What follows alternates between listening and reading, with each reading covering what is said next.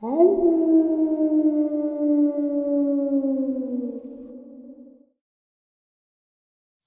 greetings and salutations, everyone. I hope everyone is doing well still, and welcome to tonight's second half, getting us that much closer to Saturday Nightmares live from New York, our live stream, 12 a.m. Eastern Standard Time. I hope to see you all there.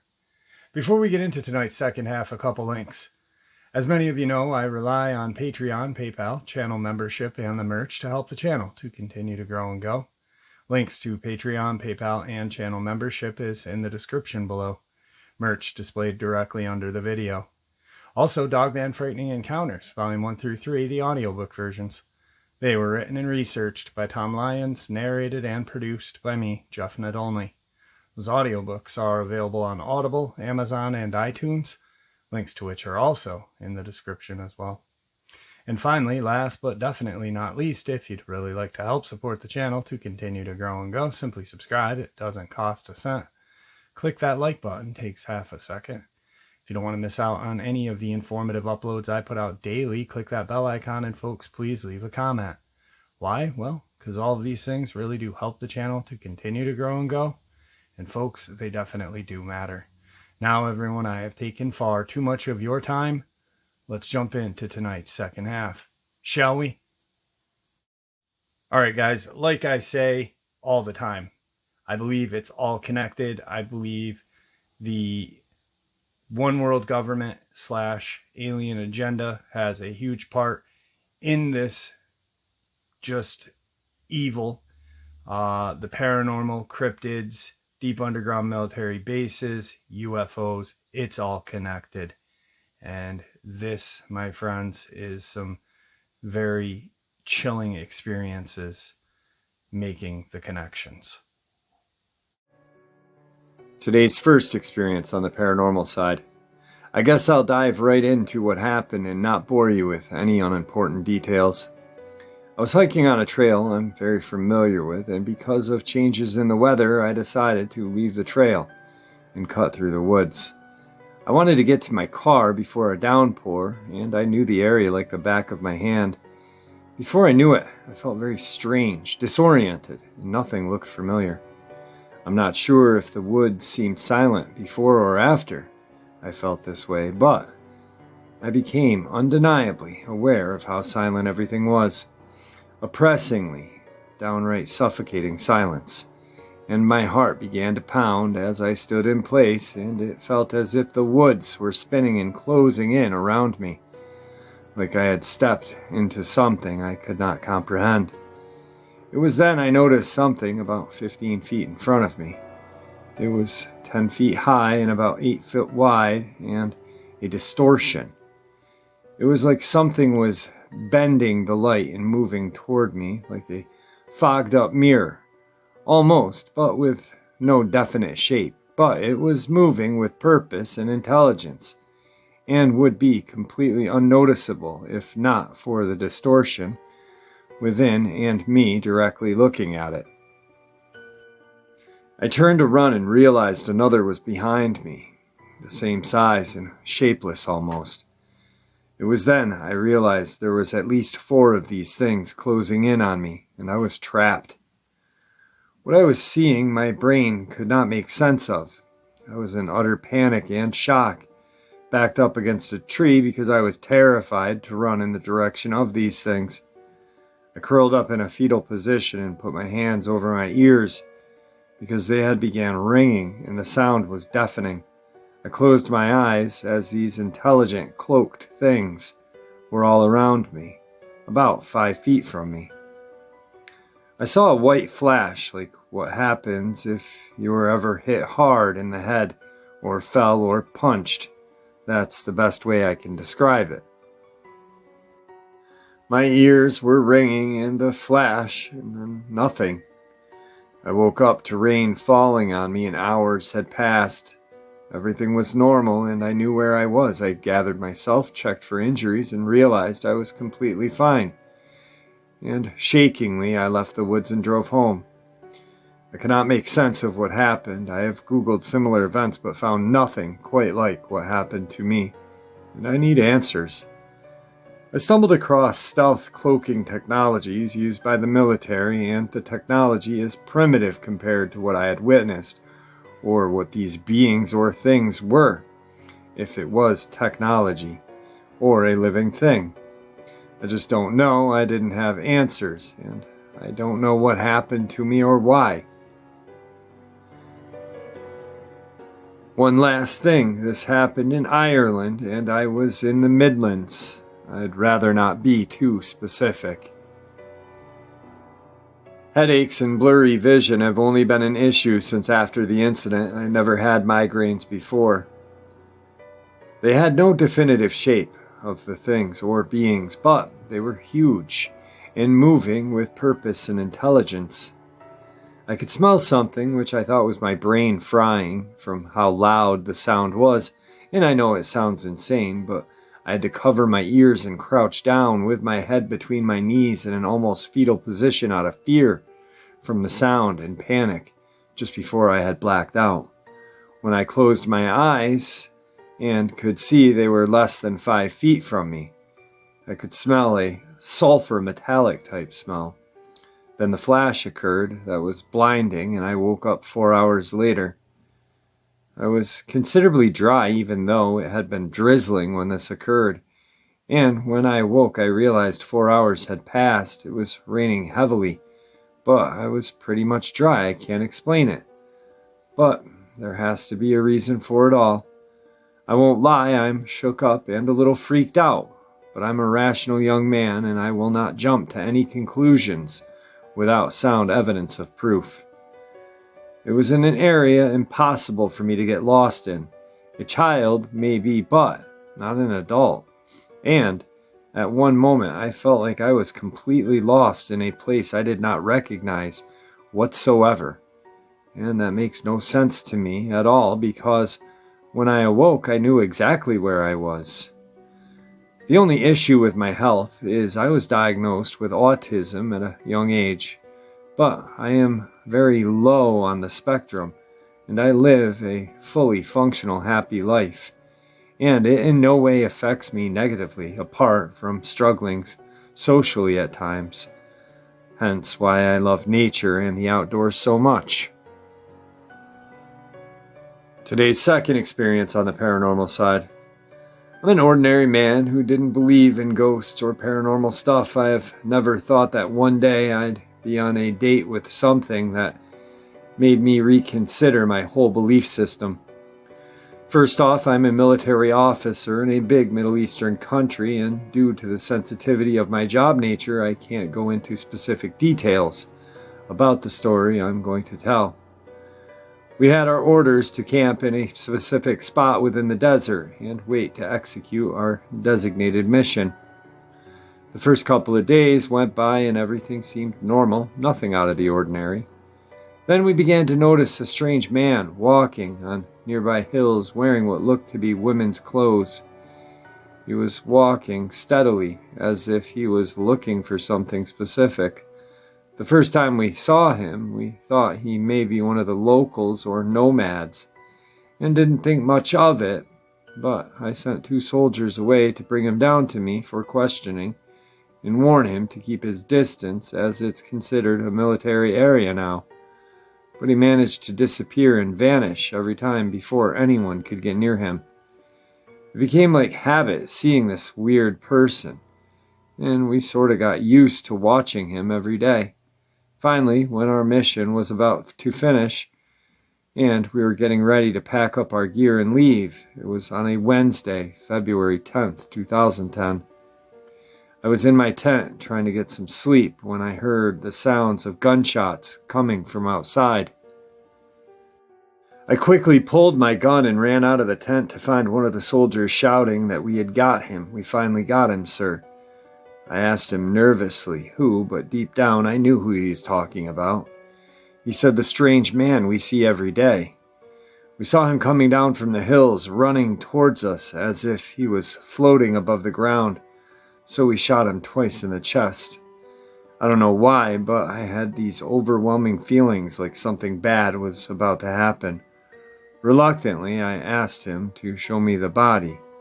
Once we got there, I swear that we both heard the sound of the man laughing loudly and giggling. When I looked at the dead body, it was a man in the mid-30s wearing a white woman lingerie and having a strange necklace with a odd symbol around his neck. His face was looking directly at me, smiling as if he knew how I felt and what I was thinking. Honestly, I was freaking out myself, but I did not show it. I had a gut feeling that we had made a huge mistake killing this being. It was downtime, the sun was about to rise, so I told my men to carry the body and burn it. When they finished, one of the soldiers wrote a Quranic verse on a stone, which said, "O satisfied soul, return to your Lord, well-pleased, well-pleasing. Join my devotees and enter my heaven," and placed it on top of the tomb. When we all gathered around the grave to recite some Quran in order to ease his soul, we did not believe our eyes when we saw the hard stone above the grave crack in half, and we all heard an angry roar coming from inside the grave while the dirt around it was shaking heavily. This was it for me. I couldn't take it any longer, so I ordered the soldiers to grab their stuff in a hurry and get out of there. After I got back, I went to this old wise man. I knew him to be a shaman, to tell him about this friggin' incident and find some answers. He asked me to describe the shape of the necklace the man was wearing, but refused to tell me anything further. And all he said was, "You should be thankful that you got out of there safely." To this day, I still have no idea what this man was or whether it was a jinn or a demon, but I know for sure he was not human. I've heard theories about my incident throughout time, but I don't know if any of it makes any sense. There is no rational explanation for it. Today's third experience on the paranormal side. This was my only first occurrence with shadow people growing up. I've had many more, mostly in my pre-teens to teens. Most of my paranormal experiences occurred within the range of 15 or so years, give or take. My earliest experience began when I was 3 years old or so, and my last profound experience tapered off around 19 years old. The story begins with my first paranormal experience with shadow people. My parents met in the late 80s, and they were both serving members in the military. Shortly after they both met, both my parents were assigned to an Air Force base in Ontario. I was born there, and my brother followed shortly after. Roughly a year after my brother was born, we were transferred to the province of Quebec. We were located in a highly francophone region in Quebec, where my father had been posted to the army base. My parents decided to buy a house in the neighborhood town. It wasn't a luxury home, but I enjoyed my time there as a kid. We had a large backyard, and I spent a lot of time in it. The history of the house is unknown to my family. From the looks of it, the house didn't appear haunted. It wasn't bent out of shape. It was just a 1970s, 80s cookie-cutter house in an ordinary middle-class neighborhood. I suppose this might be one of the many visions of what a basic family home would look like in North America. In this house, at 3 years old, everything started. We were what I thought an average family, happy and in good health. Nobody had any serious issues. The family dynamic was awesome. My dad was incredibly creative and fun. For the most part, we were good children. We did well in our early school years, and we weren't too spoiled, especially because we couldn't afford to be. But my mother did everything she could to pamper me and my brother. She wanted a good life for us. She would save her money to ensure we always had new clothes and shoes for school. She also always taught us good manners, to treat people with respect, and not to judge others. Despite their eventual separation, they remained to be amazing parents. They always did their best to offer us a good life. When we moved to this town, my mother sacrificed her career to follow my dad's. I believe it was a fluke that they were previously posted to the same base because in the 80s, career managers were not as accommodating to service couples as they are now in Canada. She decided to use this opportunity to raise her children and look after the home until we were old enough to look after ourselves. Now, once you entered the front door of the house, there was a small squared area for removing your shoes and hanging keys. There were 2 sets of stairs directly in front of you, one to the ground floor and one to the basement. Below and directly to the left, there was a bathroom, and inside the bathroom on the left-hand side, there was a small storage area. The space was large enough to kneel down and walk into, so my dad used the space to develop film, since it was dark and secluded. While the restroom was on the left, my room was on the right, which was besides my parents'. I had a small window in my bedroom on the left side that had a partial view of our large fenced-in backyard. I couldn't see anything though, since the window was located high enough on the wall, and I was almost at basement level, plus I was just a little guy. I vividly recall many details. My parents purchased my first bed for me when we moved into the house. It was lifted up onto a metal frame and painted bright red. There was also a railing that my parents took off later when I became older. It was between the age of 3 and 4, but well before kindergarten, before I experienced something so impactful that I would forever have burned into my head until this day. Most nights, we probably went down for bed at 7, 8 o'clock. We were familiar with the routine, and we followed it. We had a very military-style discipline in our home. Not only were my parents in the military, but so were the previous generations in my family, and that culture carried on. We weren't perfect kids, but I like to think we were well behaved. One night, which looks identical to all the other nights as a child except for Christmas, I awoke in my cherry red bed.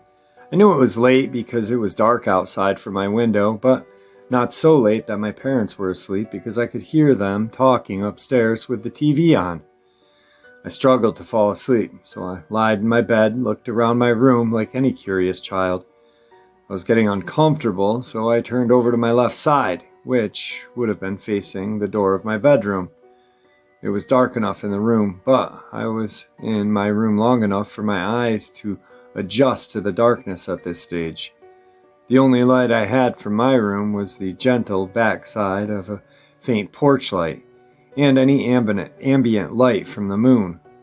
If any, I looked around the room, and then I began to draw my attention to my bedroom door. It had passively piqued my interest because I noticed that the area located directly in front of my closed bedroom door was unusually dark. I remembered being able to look at the surrounding walls, but not the specific area for some reason. I kept watching the black mask and looked away a few times, still looking around the room. I looked back at the door and, in the confusion, saw an opaque black figure and an outline of a person standing right there. It was probably about 8 feet away or so, give or take. I wasn't initially scared, and instead I kind of giggled, thinking it looked like a person and that some object in my room was obviously creating a very telling shadow of a humanoid. I kept looking into the shadows, but I started to realize that something seemed strange. The shadow itself was not on the wall. It was off the wall, in the room, standing like a person, and opaque black in color. No light seemed to come through. It was not transparent. It was not translucent. It was deep black hole black. I was still confused, and I didn't put much thought into it, so I kept gazing. In one moment, I was relaxed and intrigued as to what was causing this image in front of me, but in the next, I was struck with a paralyzing fear as I started to see the figure move toward me. It wasn't walking like a human or something I even recognized on the planet at that moment in my life. There were almost no features, there was no face, but I could clearly discern the shape of the body, arms, legs, and so on. He resembled a man. When the shadow approached me, it didn't do so by walking. There were no fluid, human-like limbs moving around in a human-like or any earth-like fashion.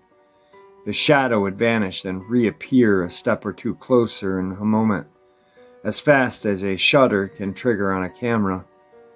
I didn't stop looking. I could not shout. I trembled, I cried. I had my blanket set against my eyes. I kept watching, as if I was in a film. It continued to move itself toward me, disappearing, reappearing, disappearing, reappearing, until he stood right over me by my nightstand, and I was petrified by that moment. With speed, I threw the blankets over my head and buried my face as deeply into the pillows and blankets as I could without suffocating. It never left. My eyes were closed, but it made no difference. 3 of these shadows were penetrating their way into my mind, even though my eyes were sealed shut. These shadows were morphing vividly into horrifying faces, shapes, and grotesque images, all with the purpose of causing overwhelming fear. I could see them in my head. They were as clear as day. It was almost like they were telling me, "You can't hide from us." I felt them trying to take pleasure in my fear. It was very dark and sinister, and I couldn't get these figures to leave. I felt trapped, like a deer being surrounded by wolves. I could no longer bear it, as I knew I had no place to hide. Somehow I had the courage to dash out of my room and scream for my parents.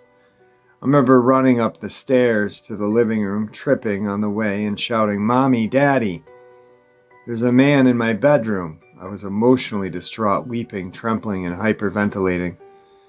My mother did what I think most moms would do and tried to reassure their kid that it was just a dream and to go back to sleep. I insisted on the fact that there was a man in my room.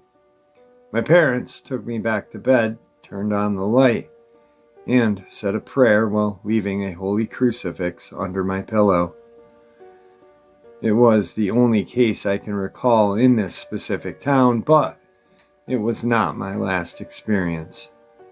They came back at times later in my life, from the age of 9 to 18, and at a much higher intensity. Today's next experience on the paranormal side. This event took place in 1992. I was a young man in the military. I was stationed at Fort Hood, Texas at the time. For those of you who are familiar with Fort Hood, you will know what I'm talking about when I say North Fort Hood. For those of you who are not, let me try to explain so you better understand why we were where we were when this happened. Fort Hood is a very large military base, probably one of the largest military bases by land in the United States. The main base is where you will find all of the buildings, motor pools full of vehicles, and so forth. It's just called Fort Hood. It's on the south end of the overall land that comprises Fort Hood, and just outside its gates is a town of Killeen. Most of Fort Hood is wilderness. That wilderness is a training area for soldiers to go and train in. And there is also a large impact area for artillery units that have to train with their cannons. At the far northern end of the base, there is a small complex called North Fort Hood. It takes about 30 or 40 minutes to drive from the main base up to North Fort Hood. In the early 90s, there was not much in the way of buildings or infrastructure in North Fort Hood. The unit I was assigned to had to calibrate a piece of equipment, and that meant that it had to be set up and left in place for about a week while the calibration took place. I'm not going to get into details about this equipment, and it is not vital to the story anyway. What is important to note is that we had to set this equipment up at Fort Hood during the process. During the day, we had some soldiers who were there working on calibrations, but at night, We obviously were not just going to leave this expensive equipment unguarded, so every evening we would leave 2 soldiers with the equipment to keep an eye on things and make sure nothing happened to it. It was very easy duty by every measure. There was a tent to stay in and plenty of food. Soldiers who stayed the night to guard the equipment got off the next day. Basically, we'd just sit in the tent playing cards and some other games. We'd keep our eyes on things. It's basically camping, you know? Them bag phones. They were pretty expensive. Needless to say, neither of us had a cell phone. Now you're asking why this is important. Well, we were dropped off for guard duty at around 5 p.m. Everyone left. We had no vehicle, no way to communicate with anyone. We were entirely alone if anything happened, and of course we were not expecting anything to happen. It was, after all, very easy duty. Watch the equipment, play some cards, eat some chow, no problem. We're sitting in the tent when the first wind started to kick up, and I noticed some storm clouds moving from the west. Now, whoever they had set that hex tent up apparently had no interest in doing it properly, because as these winds got worse, the tent was really leaning, as though it might fold up at any moment. Clearly, we were about to get hit with a pretty massive thunderstorm, and anyone who has ever lived in central Texas can tell you that storms there can blow up quickly and be pretty violent. Fortunately for us, there was a deuce-and-a-half truck there with a shelter on the back. For those of you who do not know what a deuce-and-a-half is, it's a large 6-wheel drive truck, and if you want to get a better idea of what they look like, Google M35A2 truck. This particular truck has a shelter on the back, and that is where we retreated in order to get out of the path of the approaching storm. Before anyone asks, I should note that we could not drive the truck away from camp, because it was a need for the calibration, and we would not abandon our post. This falls under the first general order, and anyone who has ever been in the Army knows what I mean. So we secure ourselves in the shelter while the storm passes, and it's the typical Texas frog strangler to be sure. Miraculously, the tent didn't blow over, and I was surprised by that. Still, we decided to stay in the back of the truck until dawn, as we had already moved one of our cots inside.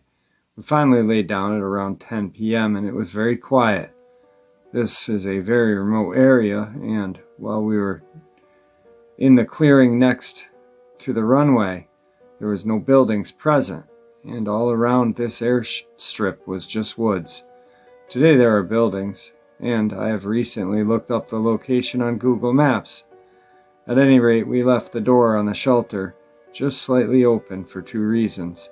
Because the shelter had no power running to it, so there was no airflow going through it. Shutting the door would have left us susceptible to the effects of carbon monoxide. We needed fresh air. We also needed to be able to hear what was going outside.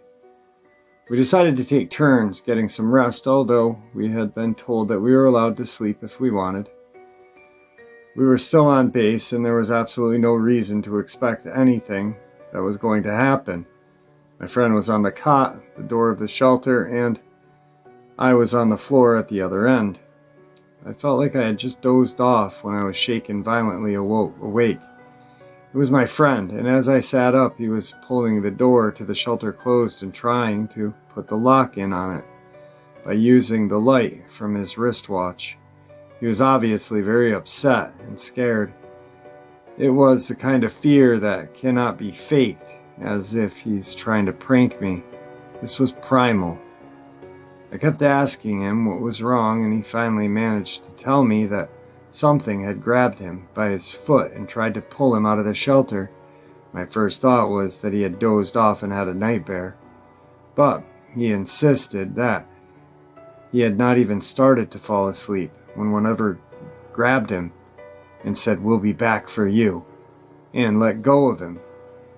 That's when he shook me awake. I wasn't sure if it was a prank or not, but my gut instinct was he was petrified and his hands were shaking as he tried to lock the shelter door. so there must be some truth to it. I told him that we could not leave the door closed because of the carbon monoxide. I was the higher rank, so technically I was in charge. He refused to stay by the door if it was going to be open, even a little bit, so I agreed to switch places with him. I opened the door just a couple of inches and lied down on the cot, still believing he had just had a really bad nightmare. He's on the floor at the other end of the shelter. Within a few minutes, some pretty strange things began to happen. There were scratching sounds on the shelter, scratching on the sides, on the top, and on the front of the cab where the truck was. A few times the door moved ever so slightly, but never opened. Needless to say that by this time I was convinced that something or someone was definitely outside, and both of us were pretty scared. I reached to the end of the cot I was on and pulled out the metal cross member that was used to give it tension. After I felt around under the cot, I found a wooden handle to a pickaxe. In the Army, we call these pioneering tools, but most of you will know as a pickaxe handle without the pickaxe part on the end. This I handed to my friend and instructed that if anyone opened that door to the shelter, we were going to start beating them with our makeshift weapons. And don't stop beating until whoever it is down on the ground and not moving. The scratching on the exterior of the shelter continued intermittently throughout the night. We made no effect to call out to whomever or whatever it was. I think we were both just in fight mode. If anyone had pulled that door to that shelter fully open, I had full intentions of fighting for all it was worth. I am certain my friend felt the same way. Eventually it began to get light outside, and as the sky began to get light, the scratching stopped. We stayed in the shelter for another 40 to 50 minutes until we saw the sun was fully up. At that point, I said that I was going to push the door all the way open, jump off the back of the truck, and if he saw anyone, just start swinging. So I counted 3, flung the door open, and jumped off the truck. When you're 21, you can jump off of a deuce and a half and it doesn't hurt. Now, I would be far more cautious. At any rate, there was nothing, not a soul. We looked all around the truck and the camp, nothing.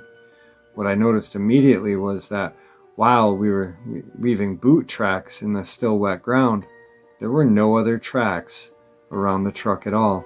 I began to look for loose items in the shelter that may account for the scratching sound. Nothing. I don't know whether it was real or if I should feel relieved or what, but let me tell you, I was still on edge. We packed up our gear, and about 30 minutes later, the relief NCO arrived in a Humvee. He wasn't even fully out of the truck when we piled our stuff in and left. He laughingly remarked that we seemed ready to go. We never told him a thing. In fact, we never said anything to anyone in our unit about what happened.